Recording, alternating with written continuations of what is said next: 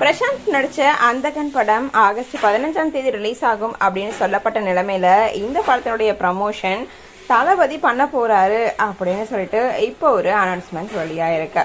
பிரசாந்தோட ஆக்டிங்ல அவரோட அப்பா தியாகராஜனோட டிரெக்ஷன்ல உருவாக்கி இருக்கிறது தான் அந்தகன் படம்.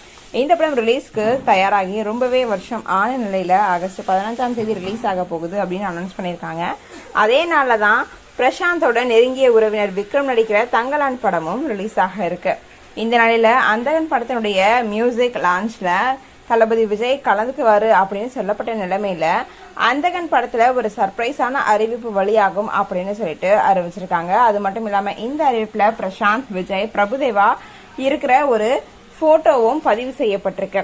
அந்தகன் திரைப்படத்தினுடைய மியூசிக் லான்ச்ல விஜய், பிரபுதேவா கலந்துக்குவாங்க அப்படின்னும் இது பத்தின அறிவிப்பு வெளியாகும் அப்படின்னும் சொல்லப்பட்டு இருக்கு.